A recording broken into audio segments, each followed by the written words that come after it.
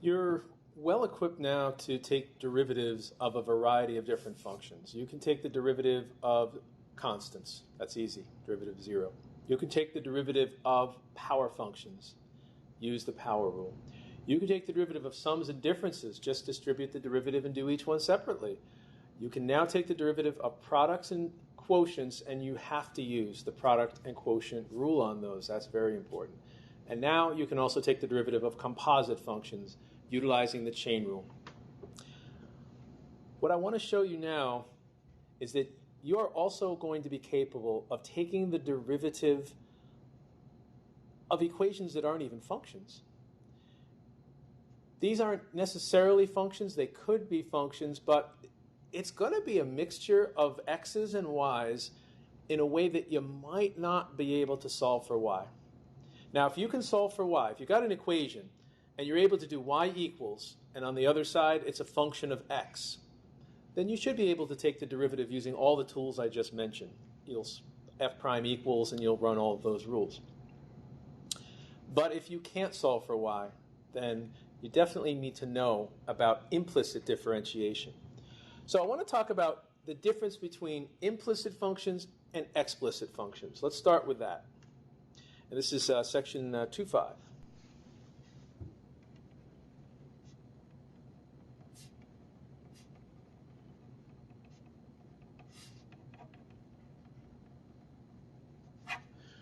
Now, an explicit function is explicitly spelled out for you. Y is explicitly equal to a function of x. There's one y on this side and only x's on that side. You provide me with an x, I can give you the y pretty quickly by computing it. And this is in explicit form. Here's the same function in implicit form.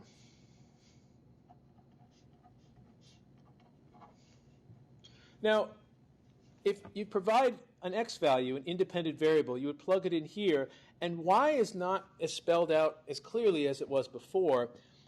It's implied that y is a particular value, but if I said x was equal to 2, you'd have to plug it in here, and it would say y minus 4 minus 2 minus 1 equals 0, and you'd have to solve for y.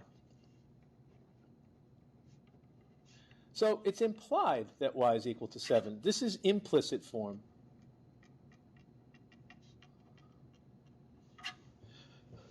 So I guess the bottom line with explicit and implicit is if it says y equals on one side and it's a function of x on the other, only x's and numbers, then it's explicit form. And then you can simply do y prime with all of the rules that you know about. If it isn't like that, if there isn't just y equals and all x's on the other side, then it's in implicit form. Now, how do we go from implicit to explicit form? Not very difficult. Just solve for y right up front. So if we solve for y here, we add x squared, we add x, we add 1. We add x squared, we add x, we add 1. And we get that y is equal to x squared plus x plus 1. In fact, we can even say f of x equals x squared plus x plus 1. And then we can also do the derivative. Y prime is 2x plus 1. F prime is also 2x plus 1. So getting the derivative when it's in explicit form is generally not that big of a challenge, but you might have to run some of those rules we talked about, right? So you might have to run the product rule, you might have to run the quotient rule, you might have to use the chain rule. In fact, since we're talking about the chain rule, my recommendation is that you always use the chain rule, just so that we don't forget to apply it. Even in cases where you don't need the chain rule, you always run the chain rule. For example, y is sine x. Derivative of sine is cosine. No change to the argument, x. And the inner function's x, the derivative is 1. So you would chain a 1 off the back. You don't really need to express it after that, but that way we've done the chain rule just in case. Now, if I gave you an equation, and an equation relates an x and y variable together, it might not even be a function. But if I gave you an equation and I said, could you give me dy dx? How does y change with respect to x? Then you would probably want to solve for y first and do y prime.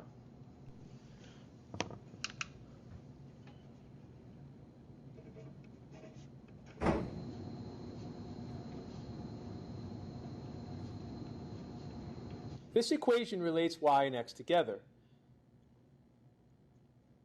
You probably want to solve for y first. And I would ask for dy dx, but I think the best way to get dy dx maybe in this situation is to solve for y first. And to solve for y, I would add y and get all the y's to come onto one side, and then I would subtract the x squared to bring the x squared on that side. So 3y plus y is 4y. No x's left over there. Good. We have a minus x squared here. We have a plus 2x over there, and a plus 1, and no y's because the y's have canceled. Let's divide both sides by 4. And so y, which now is written explicitly as a function of x, is a quarter of an x squared, a half of an x, and a quarter.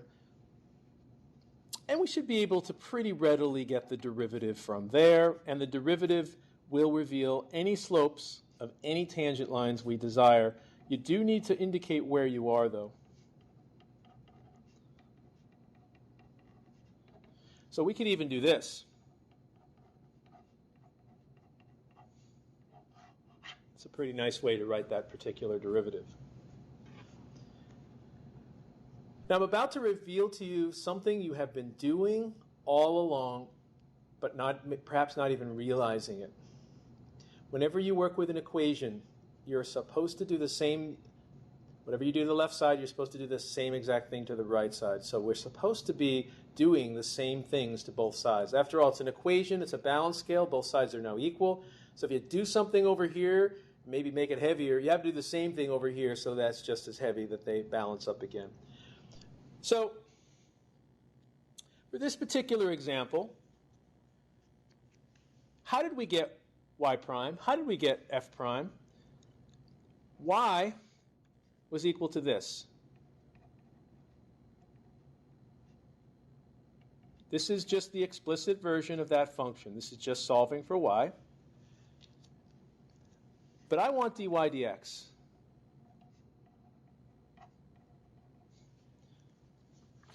So think about what you would do. And if you do anything, you have to do it to both sides. You need to take action. You need to basically apply something to both sides that will resolve dy dx probably on the left side. And the action is take the derivative, but you have to do both sides. So we d dx, take the derivative with respect to x of the left side. We d dx, take the derivative with respect to x of the right side. And this is what's going to happen.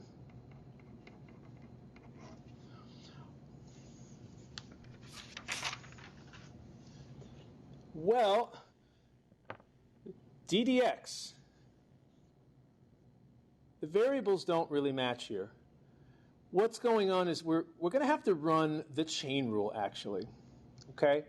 Now, the way the chain rule works here is this 1 is an exponent. You can put that in there just to back it up that it is y to the 1 power. And the derivative of that outer 1 power, let's check it off, would be the 1 would drop down, and you would deduct 1 from the exponent, like that.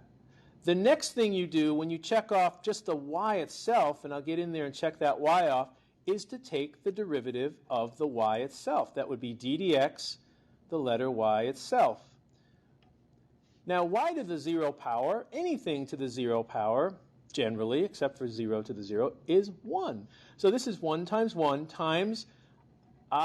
that's the very item I wanted, actually, dy dx. So that's what we were looking for, and we really did take the derivative of the left side, actually. Now, taking the derivative of the right side is all the same. Notice the variables match. So we're taking the derivative with respect to that independent variable, and therefore we just proceed as normal. And there it is. dy dx, again, is negative a half plus a half. So if you didn't know that, now you know. We really do take the derivative of both sides every single time. Up until now, you've taken the derivative of explicit functions only. You've only taken the derivative of an explicit function. So we just go right from y to y prime. How did we get there? We ddx'd it, and you get dy dx. Now, where that comes into play is when you're stuck with an implicit function. So let's return to the implicit version of this. The implicit version looked like this.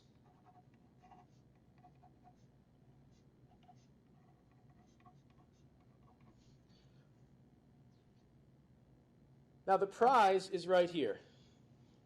No matter how you write this function, dy dx is negative a half an x plus a half, no matter how you write the function. I'm deciding to write the function this way, and I would like to reproduce dy dx. And this, I'm sorry, should be a y right here. Okay. So how do we do this? How are you going to produce dy dx? The only way to get a derivative is to take action. The action verb is ddx. And you're going to want to ddx the left side, and you're going to want to ddx the right side.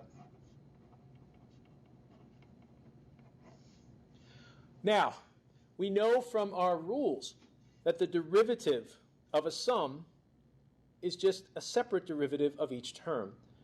So we would take the derivative of 3y. We also know from our rules that the 3 can slide out front.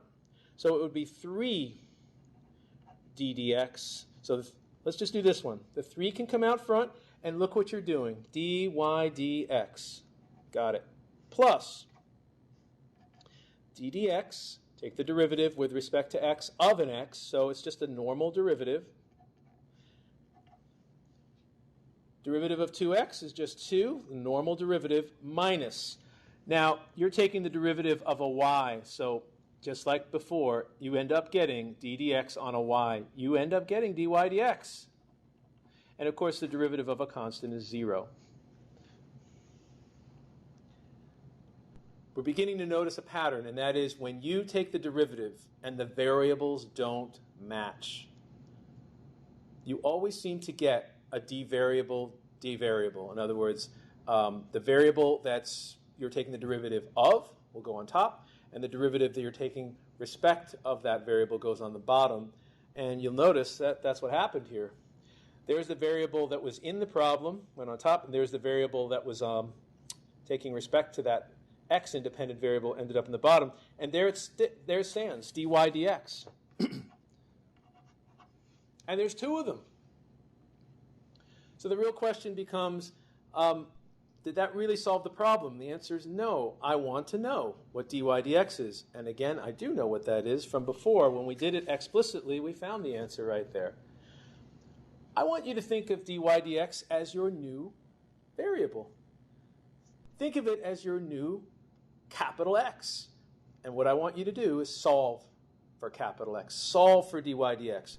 Now, when you solve for something linearly, you get them all on one side. So let's regroup. Let's add this dy dx over here to this one. And in fact, the only thing I want on this side are dy dx's. I don't want anything else. So all the dy dx's go over here. Anything else goes over there. So let's bring this over here. That's what you would do if I said solve for x. You would say bring all the x's over to one side, everything else to the right side. We want dy dx. How many dy dx's do we have total here? There's 3 of them plus 1 of them. You got 4 of them over here. What do we have on this side? Minus 2x plus 2. And there's my prize. Dy dx. How do we get it? Divide by 4. So what is dy dx again? Negative 1/2 x plus 1/2, just like before. No change.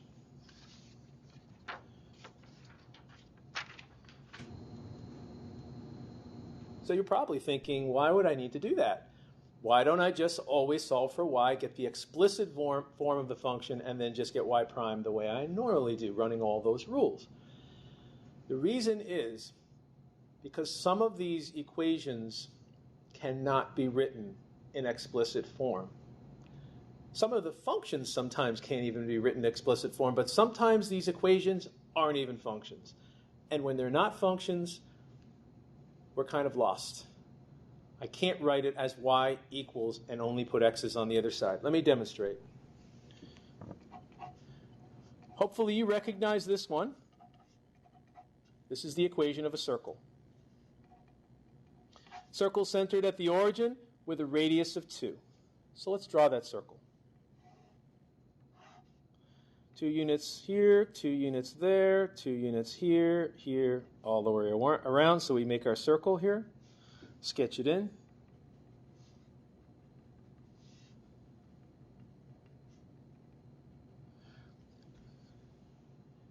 This is not a function. It fails the vertical line test. You can draw, in fact, the y-axis itself is a vertical line. This is not a function. In fact, I cannot solve for y and expect to get one function of x. Let's try it. Subtract x squared. There we go. 4 minus x squared. But when you take a square root of both sides, one side is going to get a plus or minus. Well, I think we know that's not a function because we're getting too many answers. We have a plus and a minus answer for every value of x. That's too many. Does the fact that this equation, which describes the shape of a circle, is not a function, prohibit us from having tangent lines? I don't think so. Let's go right here.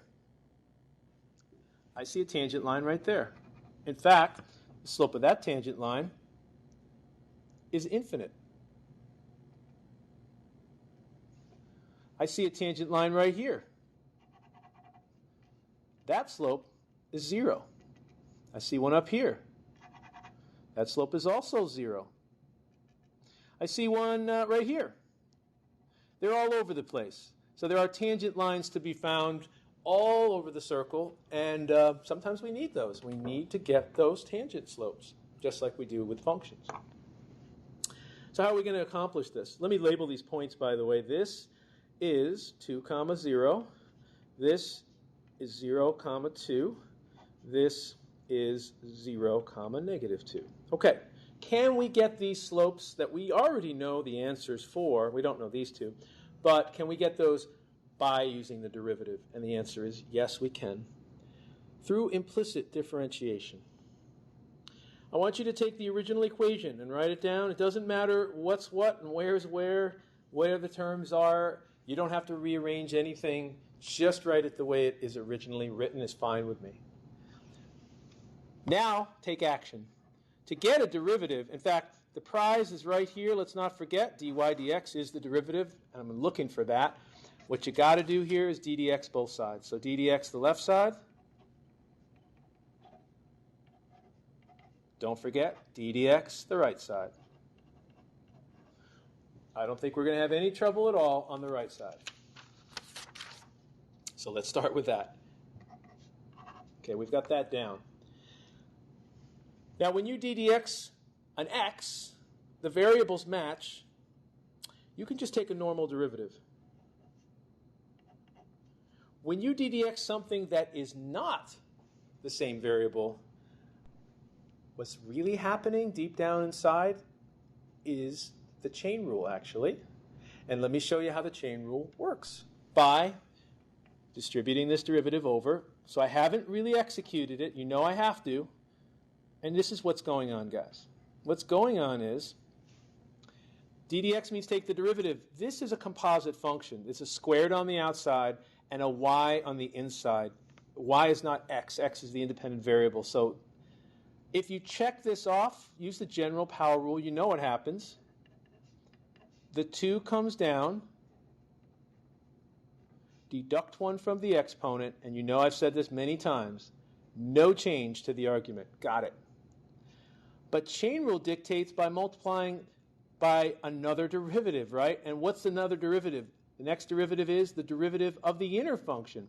Well, that would mean d dx, whatever's inside here, which just happens to be a y.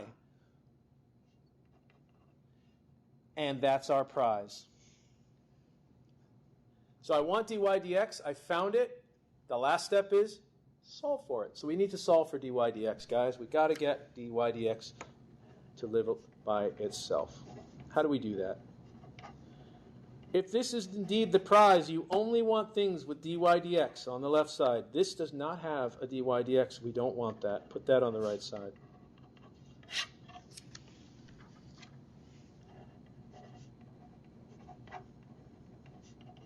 What's next?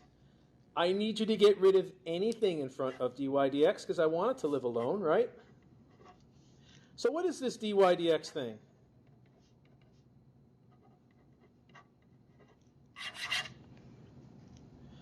Well, it's probably the first time you've seen this. Dy dx, you need more information now. Just giving it an x value like we always used to do. Remember, we would give it an x and it would say, here's the slope. Now it says, you got to give me both x and y of the point of tangency. So let's put this thing into operation and see if it works. I wonder what dy dx is at 0, 2. Then let's try 2, 0. And then let's try 0, minus 2. So I can label these all as x's and y's. That's what they are. And in fact, we can look at the picture, and we know the answer already. At 0, 2, tangent slope 0. At 0, minus 2, tangent slope 0. At 2, 0, tangent slope undefined or infinity. I hope this works. Minus x over y at the point of tangency. Minus 0 over 2 is indeed 0 slope like it should be. Let's try this one. Minus x over y. That's a minus x over y that's infinity. That's undefined. And an undefined slope is generally going to be a vertical slope. It's like an infinite slope. And over here, minus x over y, minus x over y, 0 over finite is always going to be 0, just like we see in the picture. Now, if you really wanted these slopes over here, you would have to figure out what these coordinates are, and you'd be able to do that maybe even on a unit circle, or choose an x and let the equation of the circle figure out what the y is. You can do that as well.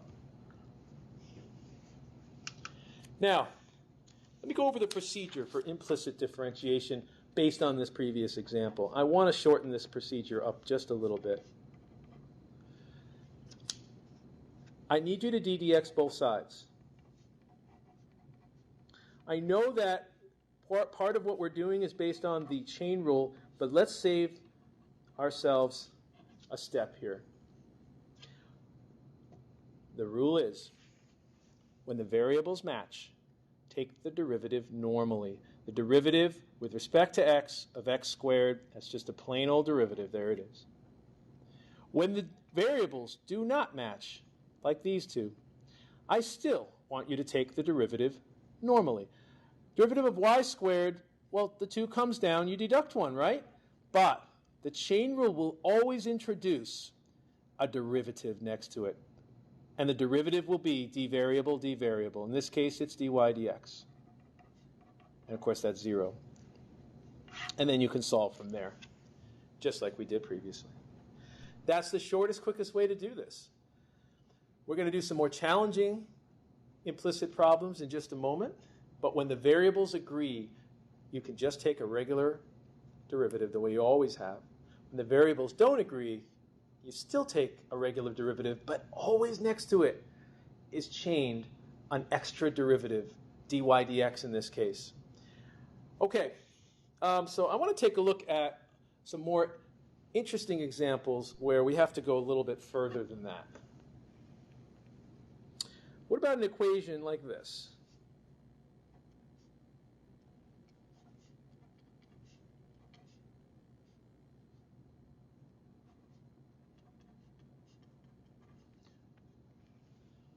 Who knows what that thing looks like, but it is not a function. I'm pretty certain of that. Y squared is usually a pretty good giveaway that it is not a function. So we're going to have to get dy dx using implicit differentiation. Now, Something that's not a function is allowed to wrap back around itself and fail the vertical line test. So do you see now why giving it just one x value is not good enough? If I give the derivative just the x value, derivative says, which one do you mean? This one here or that one up there? And they're different. Which one do you mean? So you must specify the x, y coordinate precisely where you are. That's why you need to provide both. Let's do this by ddxing, verb, ddx both sides, and let's use the procedure I just gave you earlier for variables not matching. ddx the left side, ddx the right side, and let's see where we go with this thing. Now, the one thing I will say, no matter what happens, you will always produce a dy dx. You'll never produce a dy dx squared or anything like that, or a d squared y dx squared. You'll only get singular dy dx's. And if that happens, you pile them all up on one side and you solve for them. So let's see what happens here. Oh, the variables don't match. That's okay. Take the derivative normally anyway. The 2 is going to survive. This 2 comes down and hits that 2, becomes a 4. Deduct 1 from the exponent. But the variables don't match, meaning the chain rule will create a d variable, dy dx. Okay, next. Plus 3 is a constant multiple. That's going to stick around. The variables don't match, but take the derivative normally anyway. Pretend that's an x instead of a y. The derivative of y is the derivative of x is 1, but the variables don't match, so you will get a d variable here, dy dx in that case. It comes from the chain rule, by the way. This one, the variables do match, so you can just take a normal derivative on that one. Equals. Okay, come on over here. The derivative of the derivative of y, normally, just like the derivative of x, that's just 1, but the variables don't match. So you need the dy dx over there. And this one, the variables do match. So that's a minus 2x. And then don't forget, derivative of a constant is 0, so we don't really need that. 0. I did promise you that you will only produce dy dx's, and that you can see happened here. You don't get dy dx squared, never, when we do this. So what your job is to do, what you should be doing now is collecting your dy dx's. First, let's see where they are. There's one. Here's one, and there's one over there. Now, there are some things that have dy dx's, and there are some things that don't. So let's get the dy dx's to join up together. Let's move this one over. Anything that is not a dy dx needs to move over. That plus 1 needs to come over here. So what do we have? We have 4y dy dx. These actually went together for us. That's plus 2 of them, dy dx, equals, well, we could write 1 minus 2x over there, I suppose, or minus 2x plus 1. Let's keep our eyes on the prize. Here it is.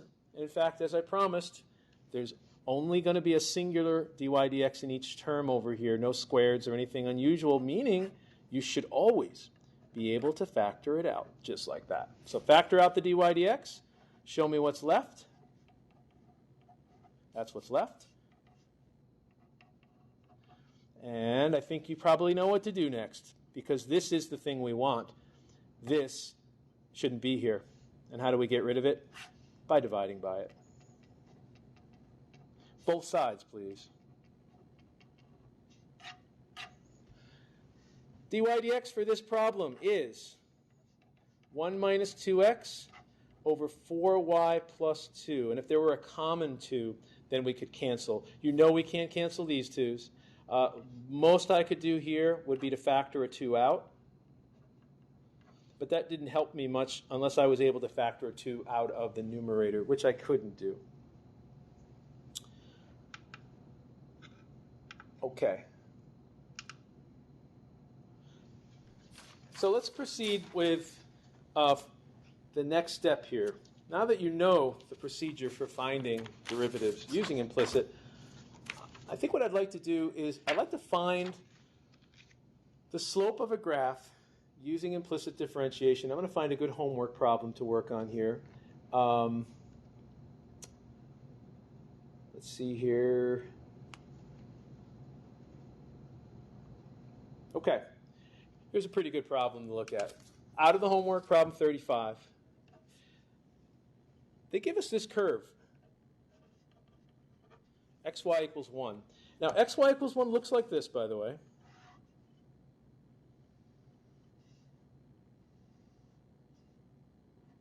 There's a point right here at 1, 1, because, of course, 1 times 1 does make 1, and same for -1, -1, also multiply to be 1. And here's the question. What is the slope of that tangent line right there?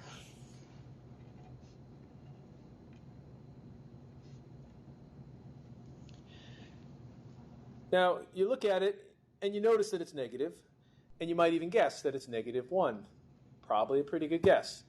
But I want to show you how to find out the exact slope of that tangent line correctly by taking the derivative here. What if we just ddx both sides on this one?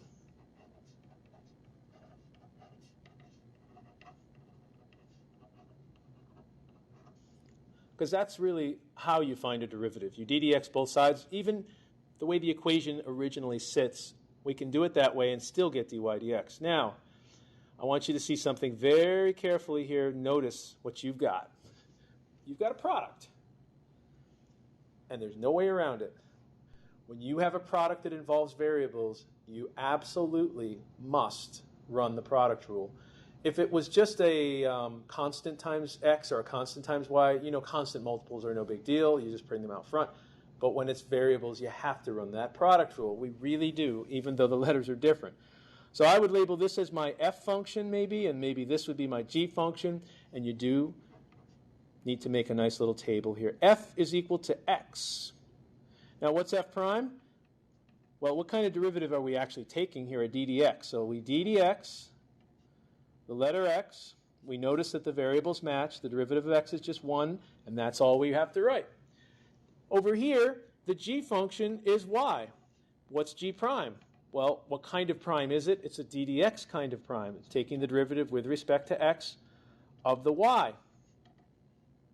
Now remember how this works. You can either do the chain rule or take the derivative of y normally. The derivative of y, like the derivative of x, is 1, but the variables don't match, so you will produce a dy dx. I can see it right here, dy dx. And of course, the derivative over there is 0, right? But what do we need to do with a product? We have to run that product rule. F prime g plus fg prime. You've got to mix and match these together. F prime, that's 1. G, that's y. F, that's x. G prime is dy dx. The prize right there is what we're looking for. Oh, and let's not forget, this was an equation. Don't forget to ddx the 1 over there, and that's 0. So let's solve for dy dx, because that, after all, is the prize, the very thing I'm looking for.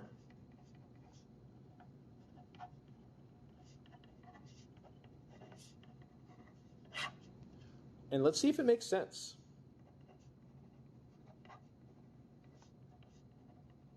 Move it over, get rid of the x, because we want dy dx. The prize is dy dx.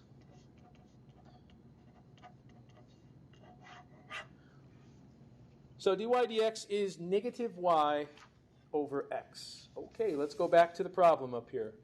There it is. So what I really want, guys, I want the slope of that specific tangent line. Dy dx says I am the function that can do the job for you. In fact, now we know what it is. Dy dx at 1, 1. What is it? Negative y1 over x1 is, bingo, the slope we thought it was in the first place. And by the way, let's not forget how to actually get the equation of this tangent line. Everybody see the y-intercept is heading up there, 1, 2, 3, who knows where it is, but it's up there above 1 anyway. Let's go ahead and find the equation of the line. You know I've got a point on my line. You know I have a slope of my line. Point-slope form will do the trick. y minus 1 is slope, x minus 1. Distributive law. Y minus 1 is negative x plus 1 more, and y is negative x plus the y-intercept was 2 after all. So don't forget, that's how you would get the actual equation of the tangent line. The slope, you need it. You need calculus to do it. The point, you already have the point. Okay? So let's also talk about products that might be just slightly more involved than that one. And then we're going to get on to higher order derivatives as well. So let's see what we've got for more complicated derivatives. We forget the product rule sometimes, and we absolutely must have the product rule on this problem. By the way, on that last problem, if you look at it again carefully, I did not need implicit differentiation for that, and I'll show you why.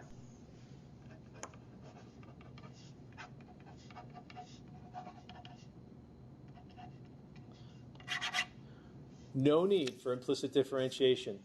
The reason being, I could solve for this. I solved for y explicitly. In fact, y prime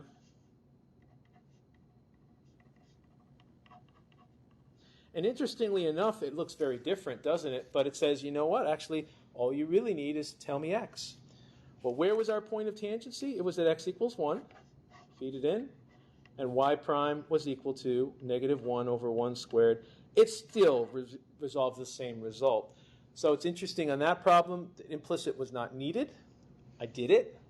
I ran the product rule carefully. I got my dy dx's carefully. But I actually didn't need to do that because I was able to solve for y. Now, where you really need implicit differentiation is where you cannot solve for y. Let me give you an example.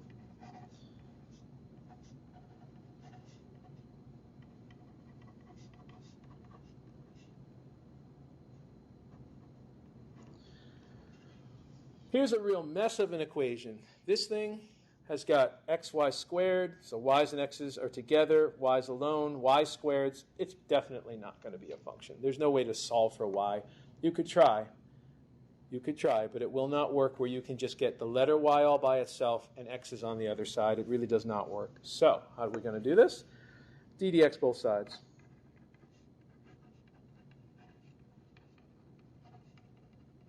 d dx the left side, d dx the right side, and I've got news for you. The very first thing you're going to have to do here, product rule right here. Don't overlook the product rule. It is often overlooked in that situation, but you have to run the product rule carefully there. So let's see if we can do that by labeling it. This is my f and my g right there. So this is before we get to any of this other stuff. We've got to make a little table. F is equal to x. F prime is, the variables match. d dx on an x is simply 1. G is equal to y squared. And what's g prime? Well, it depends on what prime it is. Is what with respect to which variable? X. So you're d dxing a y squared. That means the variables do not match. The shortcut for this is to take the derivative somewhat normally, as if that were x squared, like 2x. So 2 comes down, deduct 1, and you need your dy dx right there. This is just for this product right here. And of course, don't forget to mix and match them together, f prime g plus f g prime. So let's see where we're at here. F prime is 1. G is y squared, all by itself. F is the letter x. G prime is 2y dy dx.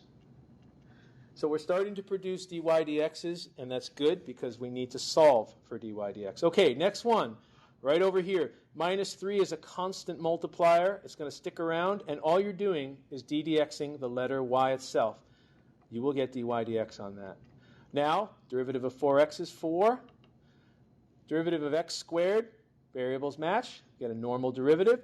But when you take the derivative of y squared, the variables don't match. So you will get a normal derivative of y squared, like a 2y, but because the variables don't match, you get this extra derivative. Where does it come from? The chain rule. So where are we with this thing? Don't forget, this is the most important thing. You got to break these products up, very carefully lay them out. And when you're hitting it with a prime here, if the variables don't match, you always produce one of those, always one of those. So where are we now? Y squared plus 2xy minus 3 dy dx plus 4 is 2x plus 2y, also dy dx. Now remember, anything with a dy dx should be on the left side. Anything that is not a dy dx should be on the other. Let's get rid of this first of all. Bring it over to where it belongs. Join up over here. And these items do not want to be on the left side. Let's subtract y squared. Let's subtract 4. Over here, let's subtract y squared. Let's subtract 4. What do we got now? All dy dx is on the left. That's what I want. Let's see what we got.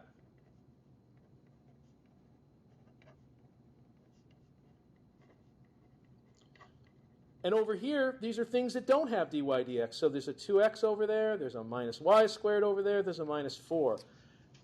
Who remembers the last step? Factor out the common. Dy dx is right. You bring this right out front. Show me what's left when you rip it out. And we're so close now. Let's get rid of that factor. We don't want that over here. And after all, we just want dy dx over there.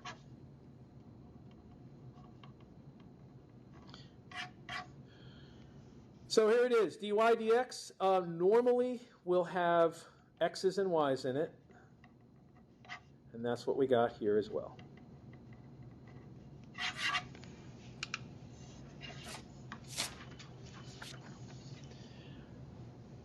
Now, the last thing I'm going to leave you with is I'd like to figure out higher order derivatives using implicit differentiation. And I've got a couple examples here I'd like to show you.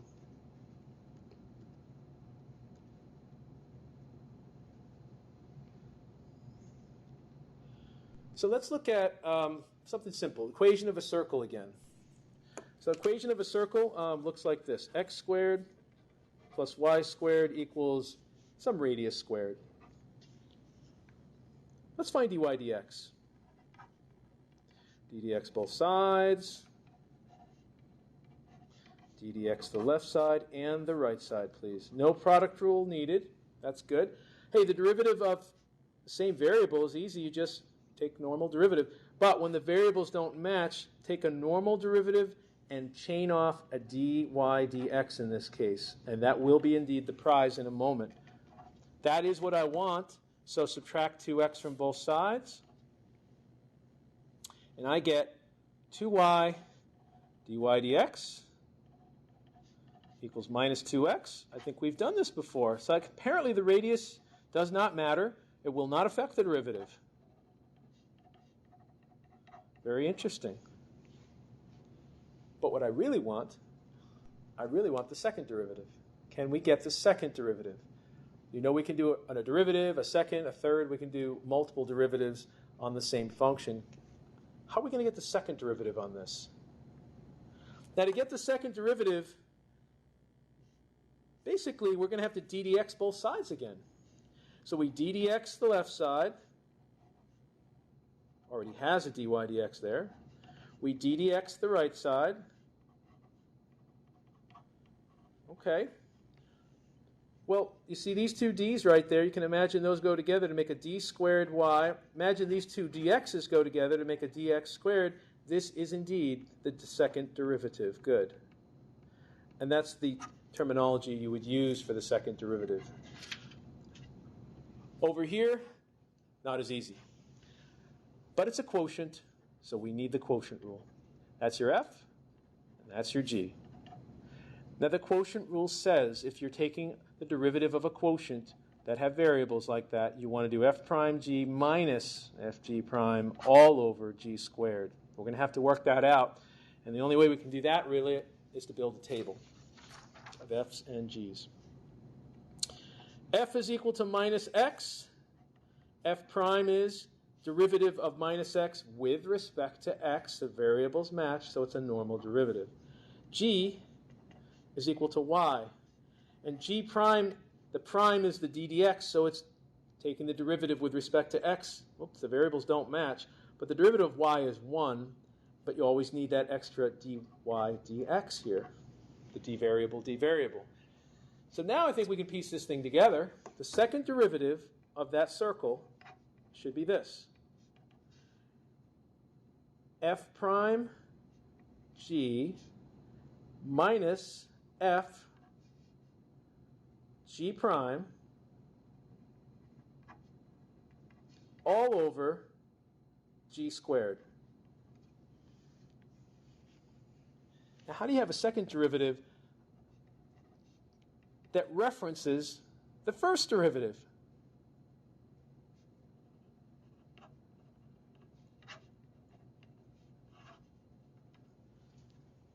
Because that's what I got. I did it very carefully, and I've got the first derivative in there. What do we do about that?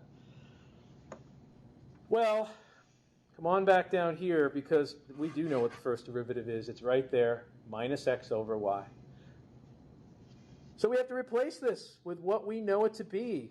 We do know dy dx. So now we've got minus y plus x. This is now minus x over y. That's dy dx that we found from the earlier work. And let's see what this is all worth here.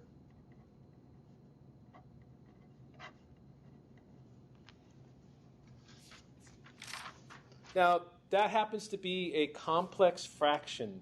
And a complex fraction, we try to avoid that if we can. And the LCD, or lowest common denominator for this, is the LCD of all the small fractions. There's only one small fraction, and the denominator is y. So let's multiply the top by y and the bottom by y. And that should clean things up pretty nicely. What do we got up top here?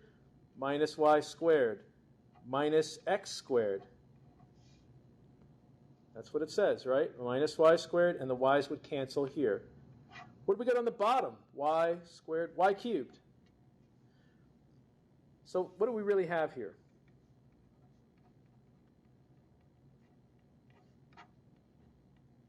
So that is the second derivative right there. But is that the simplest form for the second derivative? I don't think so. You notice that when we took the second derivative, a dy dx showed up. And then I had to go back to my earlier problem where I had the knowledge of what dy dx was. We can do more than that. Because you look at this x squared plus y squared that showed up. We have some knowledge, don't we? X squared plus y squared on this particular circle is always 9. This is the second derivative in the most simplest form possible. So hopefully that gave you a good example of what you might run into when you take second derivatives. You might actually see the first derivative, and you have to plug the first derivative in with x's and y's. You might even see the original function, in which case we did see, it wasn't a function, I'm sorry, but you might see the original relationship, x squared plus y squared, and like, well, that's worth 9 because this is a circle where it's always worth 9 for all of the points along that circle. So that's implicit. You really need to concentrate on some of this homework. It's starting to get a little tougher. In particular, watch for the product rule. That product rule sneaks up on you in implicit differentiation, and you've seen some good examples of it. That's it for today. Thanks very much. Work on the homework, and if you have any questions, certainly let me know.